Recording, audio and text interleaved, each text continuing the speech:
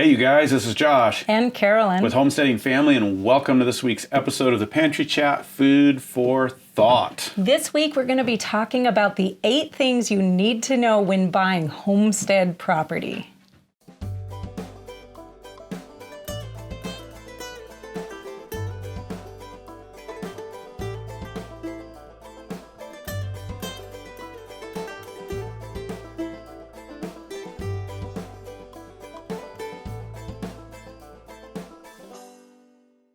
All right, so today we're going to be talking about the top 8 things we think you need to know when buying a homestead property.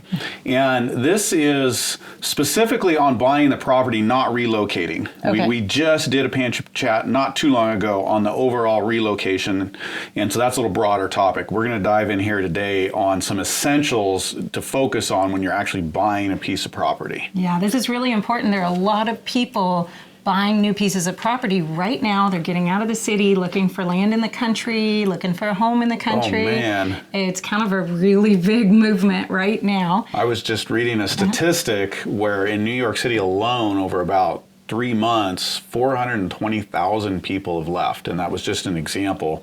We're seeing that all over the country. We're feeling it here in our area, people moving in, and I know a lot of you in the country are seeing that. So it's very relevant right now. People are looking at land, looking to relocate and buy new property. Now, if you're one of those people, this is such an important topic, because if you get on a piece of property that's not set up well for homesteading, you can have problems for a really, really long time. So it's great to take these things into consideration. Make sure you get the property that's going to work for you and for your family long term. And even if you're not relocating to a large homesteading property, even a suburban lot or somewhere where you're getting away from the city and away from the density, all of this still applies. So it's really important, even if you're going small scale. Yeah. But hey, before we get into main topic today, Yeah. we always throw a little chit chat around and answer a question. So what is going on with you? What you up to? The green beans are here. Yeah, they it's are. green bean season. I've got about 17 quart jars of green beans cooling back here that we just canned last night. And so we've got, that was the first batch. picking. That's just the start. Yep. Yeah, and so it's going to be about every third day for weeks now that we're going to be up there picking green beans and then canning them and eating them. So that's going to keep us hopping for a while, which is fun. I love green beans. I love the process of green beans. Maybe it's kind of a romantic picture of sitting in a rocking chair, snapping green beans, watching the kids play. You know, it doesn't always actually play out that way, but in my mind it does, so I really like them. Well, for a couple of Type A personalities, it's a great place to get something done, but be relaxed and visit, especially at the end of the day. So it's a good, that's good way to go. And you know what was really special this round on green beans is great grandma Jeannie has moved in with us, and so she helped me snap green beans for the whole evening, the other evening, and that was just a really special time getting to sit and snap green beans with her.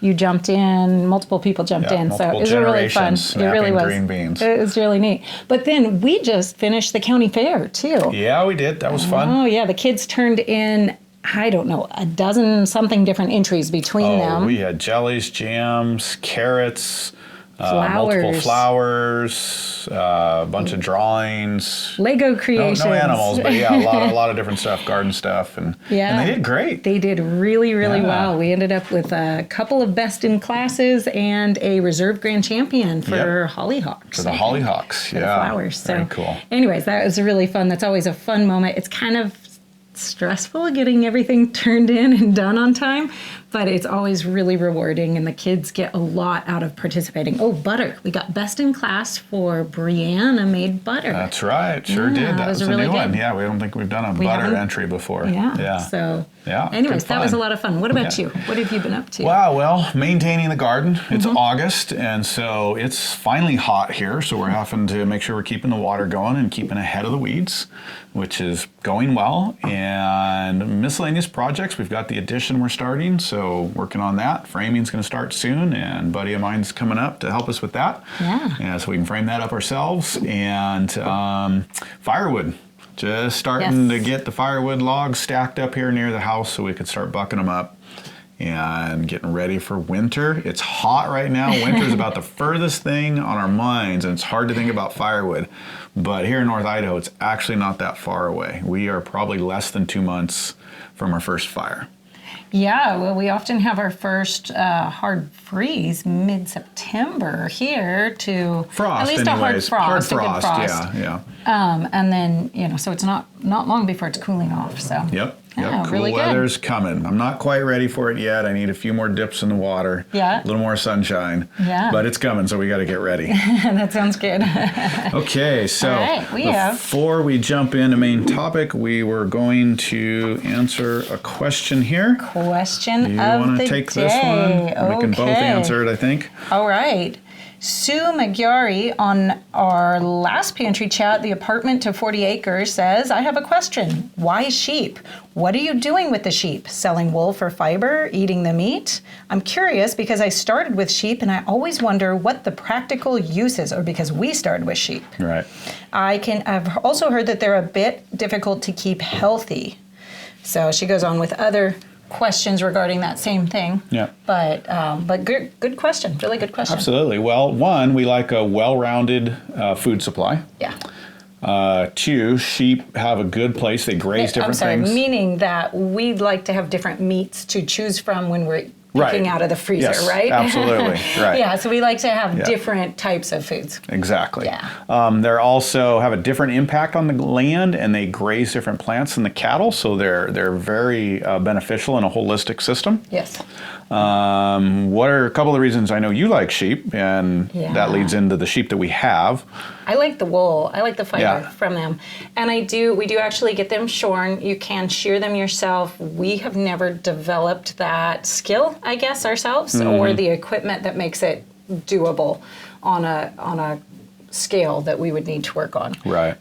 So we bring somebody in, he shears twice a year for us, and then at least a portion of the wool I send to a local fiber mill that spins it for me and turns it into yarn so I can knit with it all winter or do different crafts with it. So I love that the sheep are dual purpose depending on which type of sheep you get, sometimes triple purpose.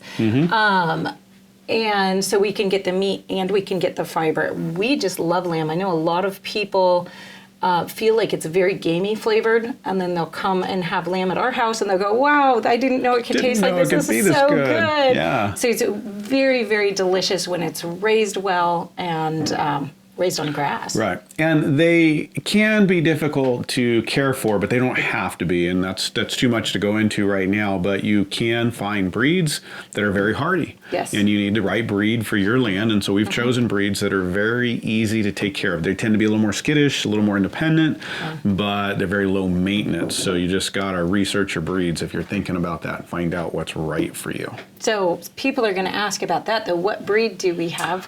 We have Icelandic, but the Icelandic wool is not next to skin wool. That's because they have hair and wool, but it's very, very tough and very durable. So it's noted to be used for things like carpets, for rugs, for crafts like that you need something that's going to be very, very durable, over clothing. Right. But then we also have Gotlands, which have very, very nice wool for next to skin uses. So that would be like a merino type of wool, so you can actually put that right on your skin, so it's nice for things like beanies or sweaters or shirts or whatever you want for that. And the Icelandic really provides the low maintenance, the hardiness. The Gotlands provide the wool, and we are looking at bringing in another breed. I don't know what yet, because we'd really like to increase the size a little bit. For meat production, they're a little small, so just a few things to consider there. Yeah, great question. Alrighty, well, we better move along and get into topics. And 8 things that you really need to know when you're buying a homesteading property. These are just things that are important, not about relocating,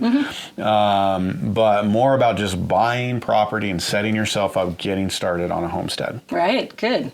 Okay. So the first one is access. That's right. And this is one a lot of people don't think about. And there are about 3 parts to access. One, there's the legal part. Most people understand that, think about it. But we have seen people buy property and they can't not get to it. look in the access, find out they don't have legal access. That's what title searches are for, title reports, title insurance. You need to make sure you have proper legal access. But that's usually where people stop. Yeah. They don't really consider some of the other issues, and especially when you're getting into rural country, access may go through somebody else's property, it may go through national property, it sometimes gets longer, and so then there's a lot of logistics of maintaining that access and what happens to the road through different seasons of the year. That can cause you a lot of problems for getting in and out of your driveway, maybe during mud season or snow season. And it can also cause a lot of expense to get your road usable. So you really need to think about that. That ideal property out in the country with the long dirt road, which I always wanted and we've lived on. We've had over 2 miles of dirt road at one point. And that can be really neat. But if you're not ready to deal with it, to deal with your neighbors, who's responsible for what section, who's doing what are the conditions like, how often does it wash out, how often do you get snows that you may not even be able to plow, who's going to plow, all those things you really got to consider along with the cost of it.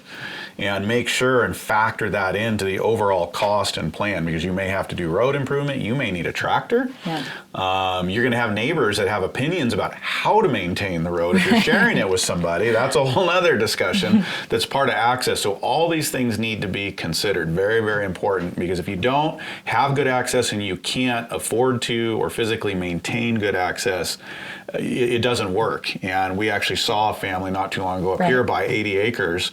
Beautiful land. I would have loved that land. We considered it when we were shopping. They were selling it because of the access issues. And they were a serious, hardy family, knew how to make it out there roughing it. But the access just became too much. The issues with it and all of these things had a play in it. And they had to give it up. So let me take this to a really practical level. If you're looking at property and it's got some long driveway, and especially if you're saying something like, well, all we have to do is put a road in, go get an estimate for that driveway before you purchase the property, because it could be astronomical.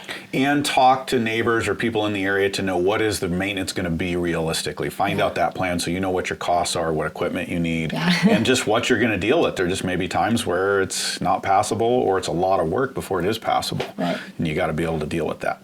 Good. Okay, so number 2 is water. Yes, this is really important, especially if you're going to be growing anything, right? Growing anything, washing anything, drinking water. Anything. And this is one, again, that people tend to overlook, especially when you start to get out into the country. You'll have a piece of land, it's out there a ways, you're really excited. It doesn't have municipal water. Of course, that's kind of a no-brainer if it's got municipal water, but you may want to back up. You may not have municipal water.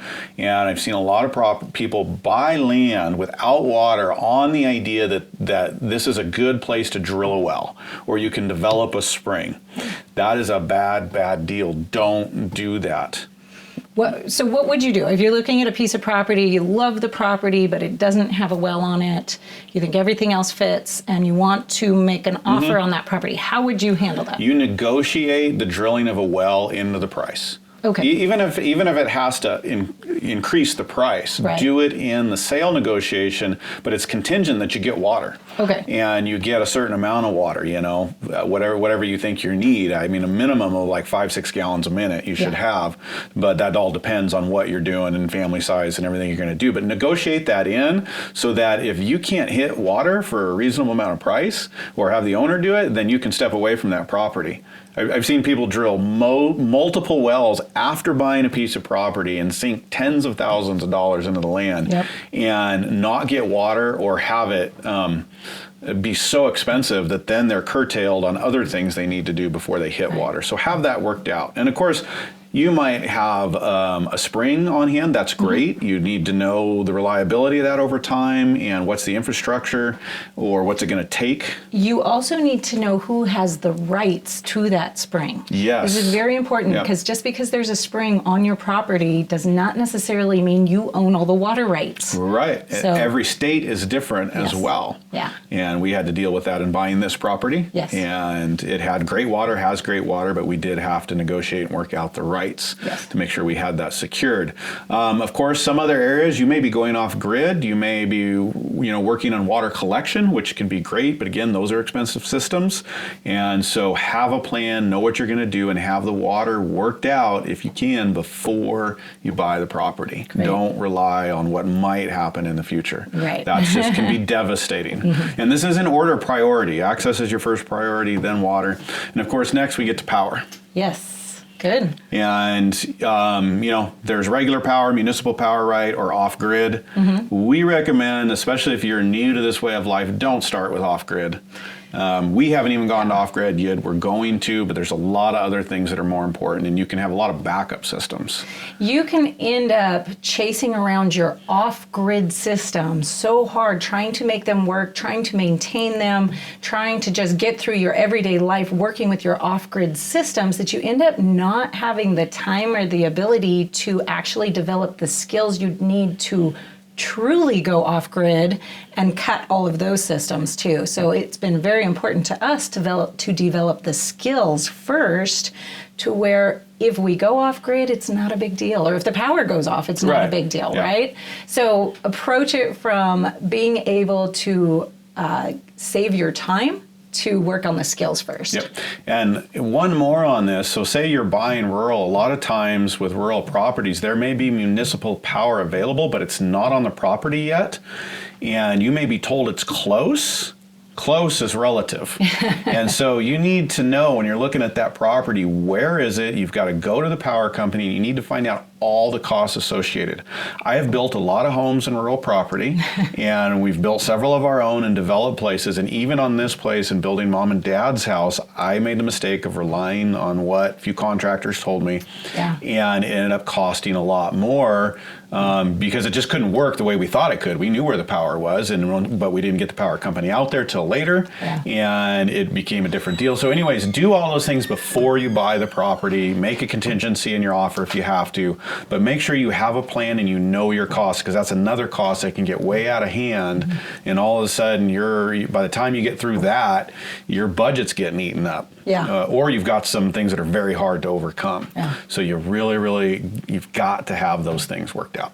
Okay, now this next one may be a little bit controversial to some people, because I think we all have this romantic image of moving out. Maybe the next few actually, or maybe a little controversial. But moving out onto this piece of land and building our home, and the log cabin from scratch. It's a beautiful dream. It's a beautiful dream, but but be careful. Yeah. And so we would advise you really not to buy raw land. Yeah. You're going to be dealing with some of these other issues that we're already talking about, but then you've got to build a house on top of it. Yeah. That's a whole nother journey. And there's so many skills, there's so much to do. Trying to build a home, develop the land, gain skills, grow food. You've only got so many hours in the day, and honestly, it doesn't even matter how much money you have. You can even only hire so many people and do so much at one time, even if you had those kind of resources. So be very, very careful, and we would recommend that you don't start buying raw land. Buy a piece of property that's got a home on it that is good, is in good shape. I guess we'll talk about that in a second. Yeah. It's just a lot to do. So look for a home that meets your needs and a piece of property. Yeah, absolutely. And I think that goes hand in hand with the next one, right? Which is, those old farmhouses, 100-year-old farmhouses are beautiful, and they fit right into our romantic dream. We almost did. We were looking at a house that was built in 1902. And it was a farmhouse. It was set up on 100 acres. Absolutely. It was beautiful. I think that the best piece of advice I heard about this is the best way to have an old-fashioned farmhouse is to buy a new house and remodel it to look old, because old houses come with a lot of problems. Absolutely. They come with a lot of baggage, and there's another expense, right? There's another expense that starts to stack up. And so be very, very careful when you're choosing a house. You want to make sure the house is in a good location on your property. One of the things I tell people is try not to go too far from your main access, wherever the property line is and the road is. A lot of people want to be tucked in and you want privacy, but the farther back you are, the more challenges you have with getting to it and whatnot. So pick a good location, good orientation, Try to get a home that's got good orientation to take advantage. Say if you're in a northern climate, southern, western solar exposure, right? Different things like that. Make sure it's in good shape. You know, you don't, I mean, you're going to have repairs. You're probably going to have things you want to do. You might want to find a deal and a fixer-upper. That's great, but make sure it's doable. And this is where you really want to get a home inspection. Yes. Again, I've built homes all my life, managed property, and I still want a professional home inspector because he comes in, he does that every single day. Right. And so they're going to find things that you might not find, and they're at least going to help you have a realistic perspective of what the home needs, the condition that it's in, and make sure that you can handle that. Right, absolutely. Okay. Good. Well, so next we get into, you've got your home, we get into infrastructure. Oh, this is whether very to important. buy property with infrastructure or put infrastructure in. Yeah. And this is not quite so much a do or don't because it's a challenge to find the right balance. It's nice to have infrastructure, but old infrastructure can need a lot of money too. Well, and I think right now there's a lot of people wanting to move out to the country, wanting to start gardens, wanting to start chickens, maybe raise some meat, maybe have some milk goats. And, you know, there's this sense of urgency that people are feeling right now of like, wow, our food system is a little shaky right now. Yeah, the we're world's a seeing the little weaknesses shaky in right it. now. Absolutely. Let's get out there and start working right away. And, you know, again, there's only so much that you can do in any day, in any year. There's only so much that you can accomplish. Having good quality existing infrastructure just moves you ahead, honestly, probably a year or two, because you're not back there building the chicken coop or fencing the garden or all of these basics. You're moved ahead to where you can just jump in and start working. And that is really, really important time-wise. But make sure that the bare bones, it may be fixer-upper, but make sure that the bare bones are solid, because some of those old properties, things are falling down. They look really neat, they look really cool, but all of a sudden you get in there and start using them and you find they need major, especially structural renovations or roofing renovations. Right. Which does not save time in the long run. Right. So if that's the case, you know, then maybe you can build your infrastructure over time. You just really got to look at everything really carefully, obviously. Yeah. And if you can find it, great. Some other good infrastructure, if you can find homes that have shade trees in the right places. If you look at the old farms, they didn't have electricity, they didn't have air conditioning. They learned how to put trees in the right place that created shade in the summer, let light in the winter, maybe provided windbreaks. So if you can find something like that, that's a real asset. And consider that it's very, very valuable than, you know, starting from scratch. All right, then the next one is to be careful about how much land you buy. I know right now everybody's like, I want 100 acres out in the country, right? Nice, right? It does sound nice, and it sounds nice to give yourself some room around you, some padding, especially if you're coming from the tight city. Yep. But the reality is having too much land is actually just as crippling as having not enough land. Well, the more you have, the more you have to take care of. Yeah. You know, 100 acres fenced is great, but you've now got 100 acres of fencing that you have to repair or maintain. Yes. And that list goes on and on. So make sure you buy within your means, or at least if you're going to buy larger land, make sure that it's set up in a way that you don't have to jump in and do too much or make too much plans. You can start with your local zones. We call them in permaculture, your zone 1, your zone 2. Get a handle on things, and the rest of it can just sit, and you can grow in time. Okay, so the zone 1, zone 2, meaning the stuff right around your house. Right. Closer right to your there, reach, that takes less movement to maintain, improve, develop whatever you're doing. Right. And you know, if you go and buy 100 acres and the fences are kind of falling down and you go and put cattle on there and you're having to chase fence for the next 2 years, and then you can't deal with the problems with your new house or your garden or whatever, there's a million things like that happen. So don't bite off too much. Yeah. Start with what you can handle, and either buy a smaller piece of property or buy a piece of property that the larger areas can wait, and don't plan to go into them until you get your closer zones under control and manageable. I think it's really important to note that you can grow a huge amount of food on a very small amount of acreage if you have good acreage. Yes. You do not need 40 acres. You don't need 100 acres. If you are a small family, a couple acres, you'd be amazed at how much food you can grow on just a couple of acres. You really can. And even the right 5 acres, you can put a few animals on it, even a larger animal like a dairy cow if you've got a few acres of pasture. You know, it depends. You got to weigh all that out. But as Carolyn's saying, you can do a lot on little if you manage it well, take care of it well, and it's the right land, which gets into the last one here, number 8. Which is to make sure you're buying land that's appropriate for the activities you want to be participating in as a homesteader. Right. There's not a right or wrong answer as far as what's the right kind of land to homestead on. Right. We're all different. We have different interests. We have different resources. What are we going to do on the land? Are you going to be gardening focused? Are you going to be animal focused? Maybe you're going to have a small garden and you're going to blacksmith, or you're going to do something else. And maybe you love wood and you want some timber. So make sure it fits what your plans are and be realistic about what you can do and get the right land that's appropriate for that. I think that in summing up all of these points, the big thing here is don't react in panic to the current world events and go out and just grab the first piece of land that you find, right? Cheapest thing you find or the most romantic, beautiful thing you find. Right. We've spoken to a couple people who are looking for land right now, and the properties are selling so fast that they start to feel like they've got to scramble and make a really quick decision as soon as something comes on the market. Yeah. It is better to slow down, stay where you're at for a little bit longer, and make the decision that's going to serve you long term, with a little bit of extra planning, a little bit of counsel from, getting estimates for things, talking to the right people, than it is to make this quick change and end up on a piece of property that you're going to wish you hadn't bought in a few years down the line.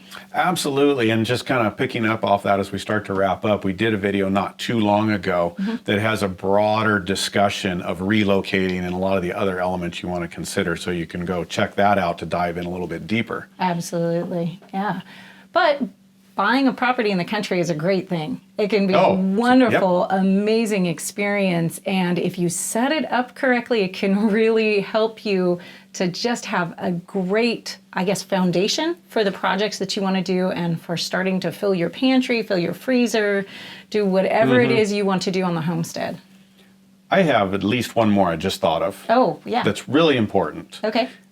Find out and get to know about your neighbors. Oh, yeah. Go talk to them. Know who you're living around before you buy a piece of property.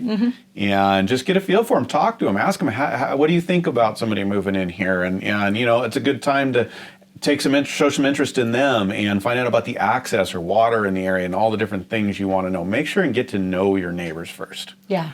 It's really good if you're looking at moving out to the country to take them a pie or something when you go to ask them. Take something as an offering. That's always a good way to start. But hey, I have a question for you. We don't have soil on this list. No, we don't. Isn't soil really important if you're going to move to a piece of property and you want to grow things? Did I say that? Did I say soil is really important? Well, maybe it's dirt. So in general, right, if you know us, I'm always talking about soil and how important soil is. That is an excellent point. Right. Because soil is very important. But unless you're working on a commercial level, which is not what we're talking about here, then you really want to get into soil profiles and understand if you're doing particular type of larger scale agriculture. But for most gardening and even small scale grazing, you can improve the soil. Okay. So a lot of things you can do ecologically, biologically to improve your soil and grow a better garden over time. Takes time, takes resources, and it can be a consideration, you're right, but it's not in the top here. Okay. Because you can work with a lot of things if you're not commercially minded. If you're going to a larger scale, then that's a different discussion. Unlike some of these other things on our list, soil is not permanent and you can adjust it over time. You're not going to fix access issues or water issues. Right. But you can fix your soil, so it's not so important to choose a property based on the soil. It's not that high up on the list. If you can get there and you can include that in the property profile, that is a great thing. That's a wonderful thing. Yeah. But like you said, that you've got some more flexibility there where some of these other core issues you just don't, and it's a deal killer if you don't have some of these things worked out. Great. Yep. Hey guys, it's been great hanging with you. And we will be talking to you really soon. Goodbye.